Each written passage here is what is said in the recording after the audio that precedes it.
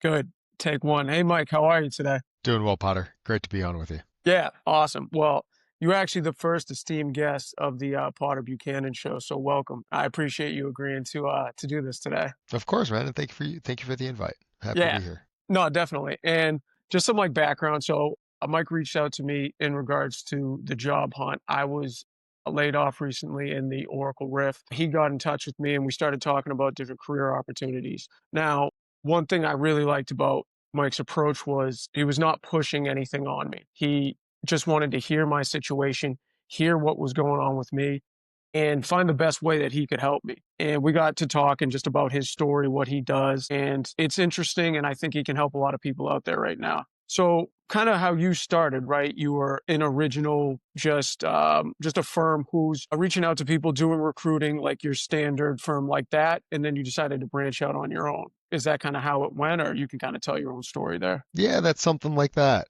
That's it. Coming out of undergrad, I didn't candidly have too many career prospects. I've got a degree in neuroscience, a minor in fine art, played two sports and interned only with like medical professionals. It's like Hopkins University of Medical Health, like that kind of thing. And so coming out of college, I was like, wait, I actually don't want to be a doctor. What do I do? Because I've never had any experience in business. And so I just Yeah. networked my face off. And I got a call. At the time, I was actually selling paintings. I was like painting in the middle of Harvard Square and like busking for like, 20 bucks a day from tourists. And I got a call. My networking finally paid off. And it was a guy calling from the world's biggest hedge fund. And he's like, look, I need somebody to come in. He's going to be my assistant. I'll pay you 75 cents a day, no bathroom breaks. Are you in? And I was like, 75 cents a day. that was the offer. And I said, you know what? I need to start. I'm in. He says, okay, great. That was a test. Legally, I can't do that. I have to actually pay you. Yeah. And so it's actually like a fair, fine starting wage. But the job was come in for the first 2, 3 months, right? Prove my value to the firm, see what I can do, if I can learn and that kind of thing.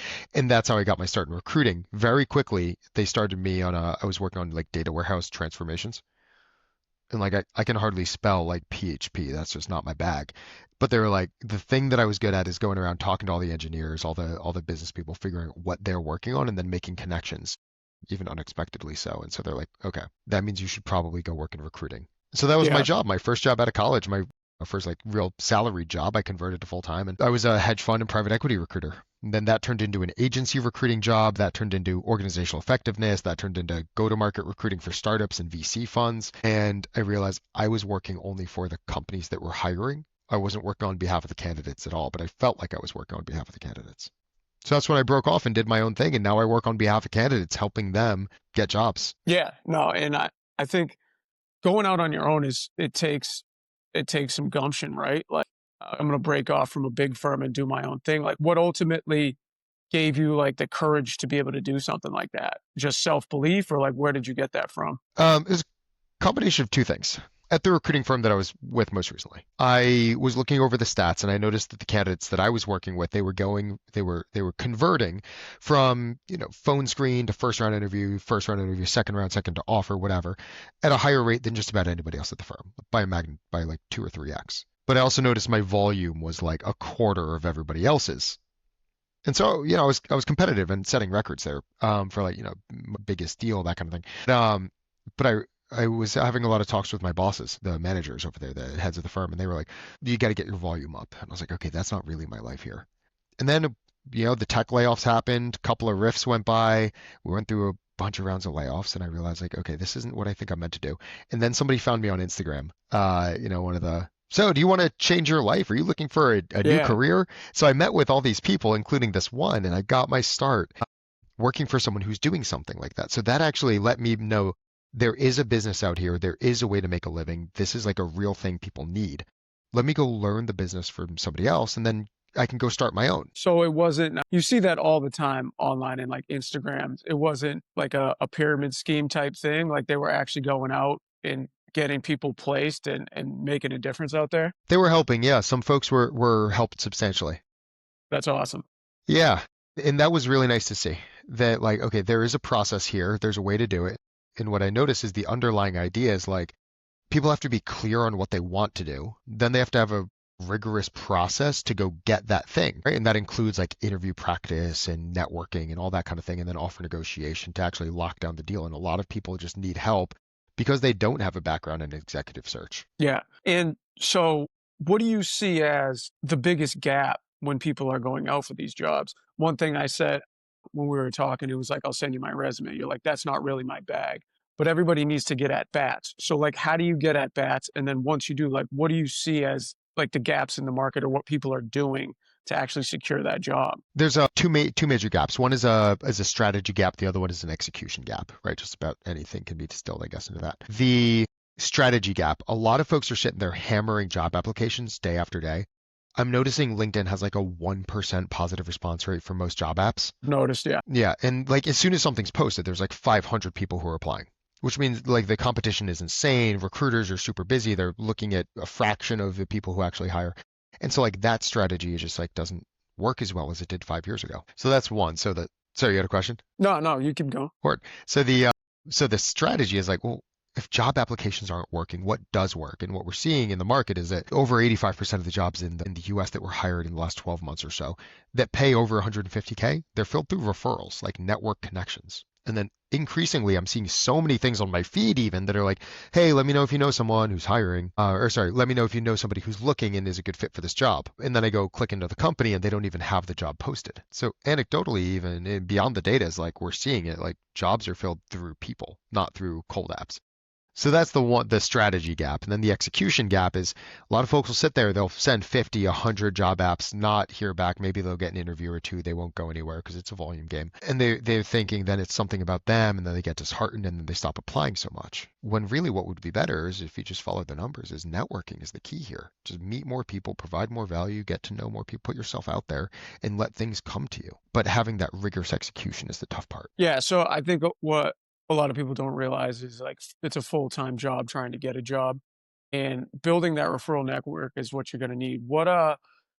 How many referrals do you typically find before you lead to an opportunity? I mean, it's hard to put like a figure on different things, but that's what I've been going to market doing, right? Is trying to find, and this is based off your advice and just like some common sense, but it always helps to have points hammered home of what you need to do to be successful. Is trying to get in touch with someone in the company before I actually apply or go to the job with myself, because you're going to need an in or an in route in there. What do you think, like a volume of a referral network is like recommended, or is there any like quantitative thing you could put on that? Well, it depends on the role. Right. Yeah. For some folks, they're a very particular kind of square peg looking for a very particular kind of square hole, so to speak. Right. And so for folks like that, and some of those include working with a chief customer officer, right? Somebody who really focuses on client success and within AI. So like that person has a fairly narrow world of people of companies that make sense for him to go work at. Whereas somebody else, I was working with an earlier stage like sales rep, right? Somebody who's earlier in their career, and they work within broadly speaking SaaS fintech to be specific. And there's a lot of fintech companies out there that would love to have him as a rep. And so you could imagine like the volumes on those two profiles are wildly different, but for that exact reasons because they should be. So for someone earlier in their career, this is more, right? And what I'm seeing is often when someone starts hitting about call it like 50 conversations, 50 networking chats, that's when enough interviews and referrals start rolling in that they have a strong likelihood of actually getting a job through that Okay. strategy. All right. That makes sense. And then the next piece is you secured that job, like the contract negotiation thing. How much wiggle room, like that's kind of one of the things that I thought was interesting when we first met. Like, are you seeing people get X over what a typical ask would be through that? Or how does that work? Some folks, yeah. So there's a couple of things that happen once we get to the offer negotiation stage. There is often some competition for the people that I work with because they have this big networking strategy. That means that there's usually a couple of offers to choose from that can provide some negotiation leverage. So that's one of the things. The other one is Yeah. the way in which it's framed. So what I notice is a lot of folks who I meet with who we don't, who aren't working with me, but I just want to know what their approach is. My job is to keep up with the market. A lot of folks, they'll get an offer call. They're so surprised and excited. They're like, that sounds great. Thank you so much. Let me get back to you. But they already said, that looks great. They basically have a verbal yes, right? They sort of lose their foothold. And so what I do with my clients, we start with why, very Simon Sinek, right? Like what is the list of things that they need in a job in order for them to say yes? Like what has to be true to make it great? And then we negotiate on those things. And sometimes it's comp, sure, but there's not always a lot of wiggle room.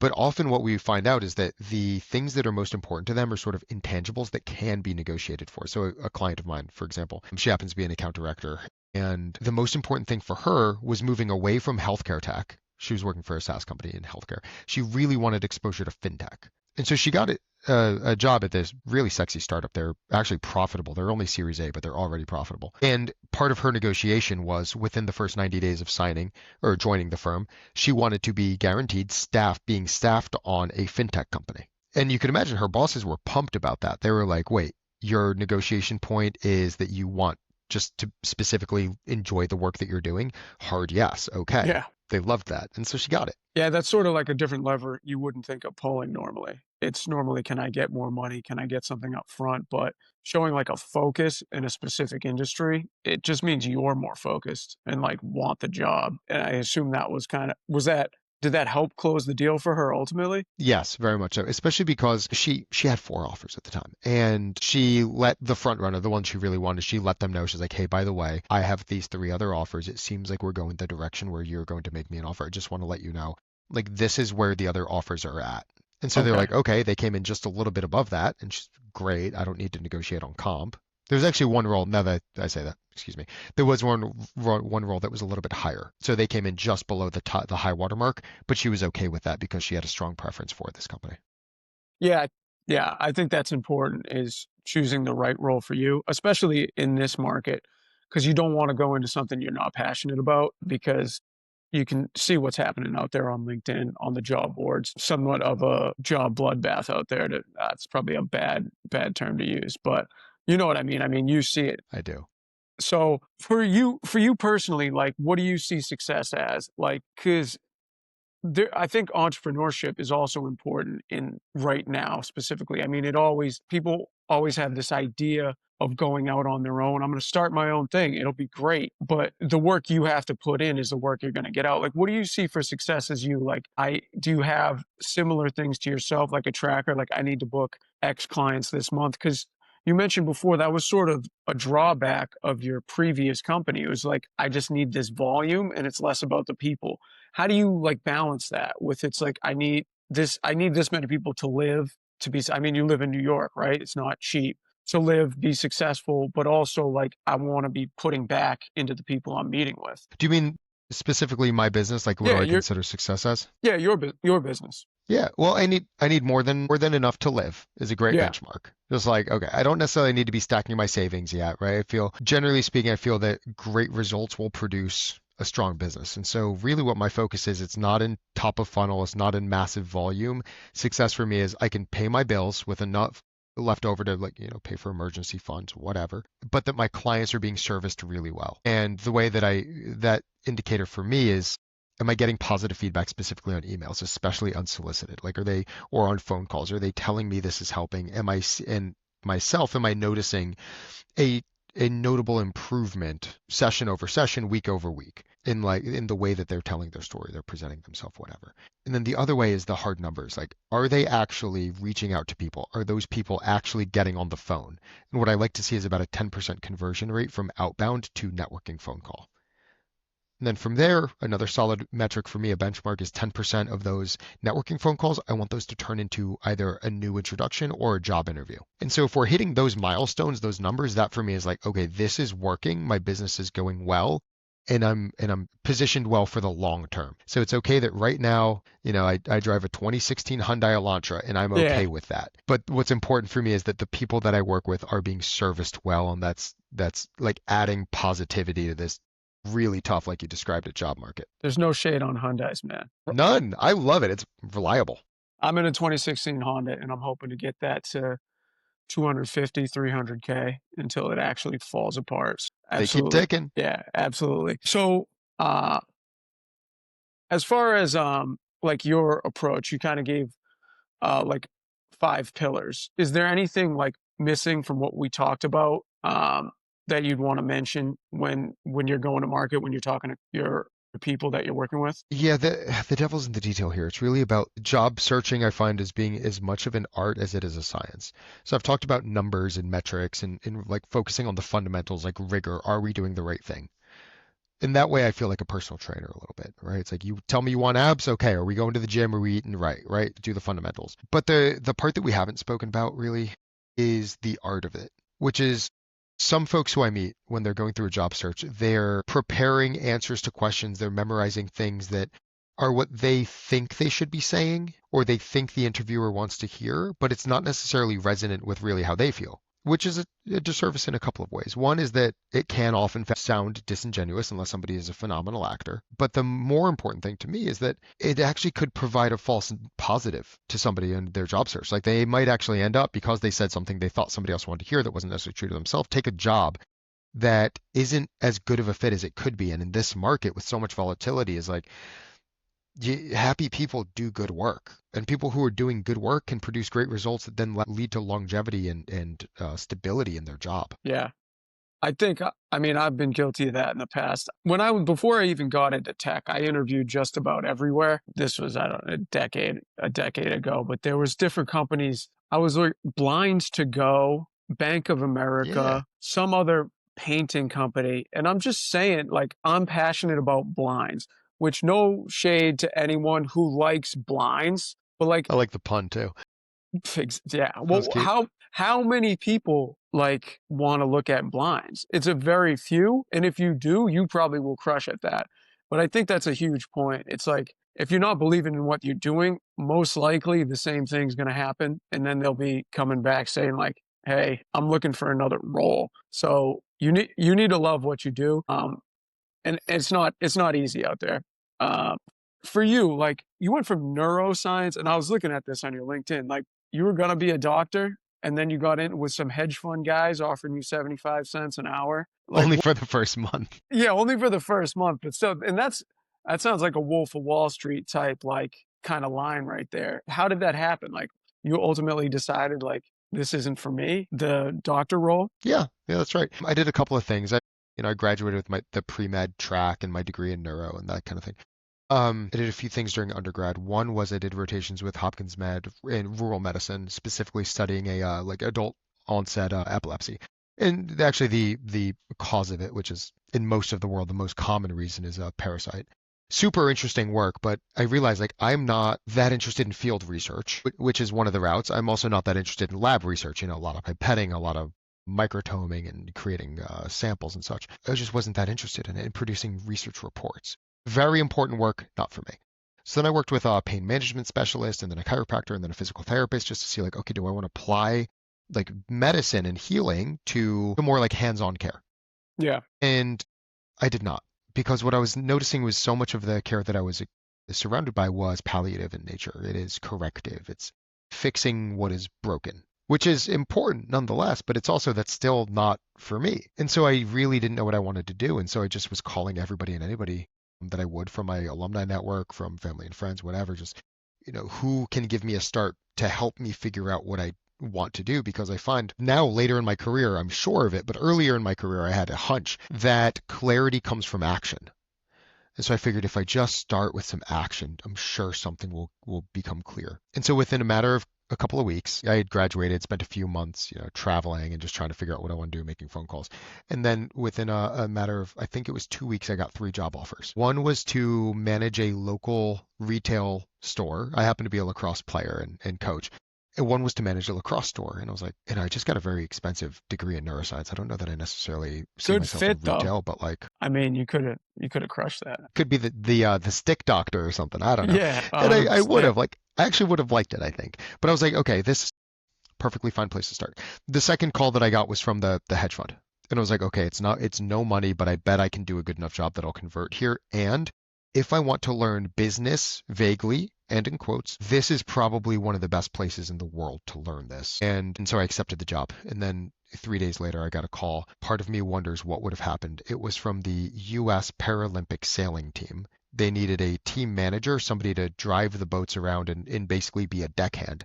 I don't know anything about sailing, but I do know something about elite athletes, Yeah. and that's what makes me wonder. Like, I'm glad I didn't renege on the hedge fund, but part of me wonders what would have happened if I went down the route of elite competitors. Well, I mean, to dovetail right into that, like, so you were a lacrosse in college, and then the Peruvian national lacrosse team, That's which I right. which I said before when we were first talking, I was like, I didn't know lacrosse made it to Peru. That's impressive. How much would you credit yourself with delivering that sport to Peru? Or how big has it gotten really? Because like I feel like lacrosse, it's way bigger than it was like when I was growing up in high school. I'm 37 now, so like it just started to get a buzz really, but it is like it's a bigger sport now. Like how much would you say you had? What stage was it at when you kind of started bringing it to there, and like kind of where's it at now? So, where Peru lacrosse is right now is not dissimilar from where I imagine New Jersey lacrosse was around the year 1990, 92 maybe.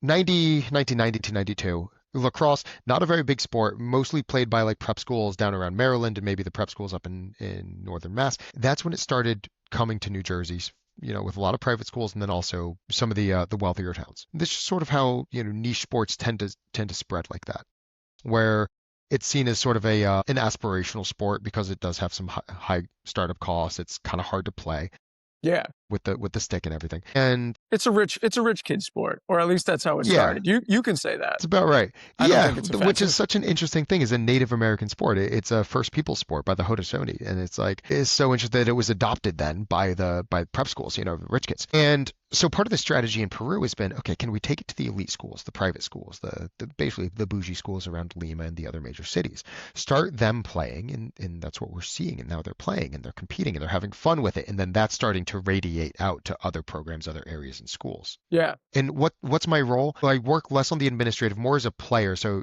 featured in I don't know, social media posts, that kind of thing. I've been on ESPN for part of the World Cup.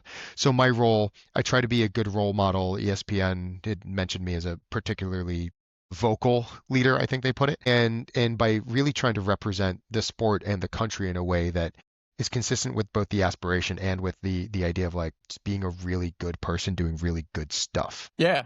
I mean, every impression I've got has been that just Thanks, wanting man. to do. Oh, yeah, yeah. Not, I'm not trying to gas you up too much on this, but I think it's been great just talking to you here and then the past couple weeks and just learning more about you. Is there anything you want to kind of like leave the people with? It could be life advice, it can be job hunt, really anything that kind of we've talked about or haven't today. Yeah, there is. I was actually very involved with my high school alma mater. I coached lacrosse there. I was just part of a business symposium where I ran workshops for the kids. I was part of the prospect day, like like having kids who are thinking of applying because it happens to be a private school who are applying come and we talk to the kids. And something I shared with them that I share with a lot of the people I work with is this Simon Sinek idea that I love, which is start with why. Whether it's your job search or your life goals, whatever it is, start with why. What really gets you excited? What do you really want to do in here? To your earlier point, I have met remarkably few children who tell me that their life aspiration is to be a RevOps manager in software startups. Yeah. But I have met a lot of kids that love Legos and they love systems and they want to build trains and they want to like you see it from kindergarten. Some people love building. Some people love optimizes. Some people love building systems. Some people are left-handed artists like me. I always had the scribble drawings, holding a crayon with a fist. It takes all types. And if you get in touch with the thing that drives you that you really care about and love, and you can really acknowledge that, that can really inform not only the way that you approach your search, but even the search in general as it pertains to what job you're going for. Yeah. Find the why and you will. I mean, that's what I would ask a lot of my SDRs is like, why do you want it? What's the ultimate reason behind why you want to do this? Or is this what you want to do? I think when you get into tech a lot of the times, and when my business was sales, I think you come out of college and they don't even really teach you what sales is, right? And you just No, get this, which is strange. I mean, it really is the driver behind anything. You need to be able to talk to people to do almost any job. So if it wasn't sales, I would try to find what my reps wanted to do and try to point them into that direction ultimately, because it's what we've been kind of going over and over. But if you're not passionate about what you're doing, it's not going to work. So I think that's a good endpoint. But one last thing. So we've gone over everything good. So I like talking to people. What is Mike's vice, right? We've talked about all the good things. Like end of the day, like what do you do for fun? Like what does your typical weekend look like? And I don't mean vices like that. It can be anything. Maybe you exercise too much, but what it's funny. I was saying, what is my vice? I don't know. Applause. yeah, yeah, I yeah. love being in front of a room. There What you do my go. weekends No, look that could be like? it. I do love that. My weekends, I work 7 days a week, man. And I have late Yeah. nights. The late nights on the weekends, you'll find me dancing. I love Okay. going to raves. I've got a whole like big rave family of like 30, 40 people where I try to go see at least, one at least a show every other week or so. I've learned how to DJ. I'm recreational DJ. I've played around New York a little bit. I've got some friends we do that. That's great. And then What's the DJ name? I don't yet have one. Somebody had suggested that it might be Mikey Fix It because I just like fixing things. Right? It's not You maybe know, some workshopping, but it's not terrible. Yeah, right. It's just like, oh, your party's not bumping. Okay, Mikey, fix it. No, I'm in. I like it. Yeah. There you And then go. I wake up early and I go coach lacrosse. I won 2 championships this in October for tournaments with my travel teams, and 3 days a week I'm lifting with the high school kids. All right. Well, it sounds like all around, I don't want to say better person than me, but definitely like all Busy, positive. Yeah. underslept. Underslept for sure. One thing I try to fight, and it sounds like you've mastered it, is I try to fight off negative thinking, right? Getting into that, and I especially think with the when you're looking for jobs, you just have to whatever you can do, keep a positive attitude. And I actually seen some content on LinkedIn today of people kind of reaching their breaking point, but I just always look back at what's positive in life. Like my kids come home, I look at them and I'm like, you're the best two things in the world. And then I keep it moving. So not everybody Beautiful. has that, but that's my why. So I think that's where we leave it. Find your why and you'll Why? figure out how to be successful. Right. All right, man. Positivity is a practice. I love it. Absolutely. It was great talking with you. I really appreciate the time. We'll keep in touch here as we move along. Sounds great, Potter. Great, Thanks, great Mike. being here. Thanks so much for having me. All right, talk to you.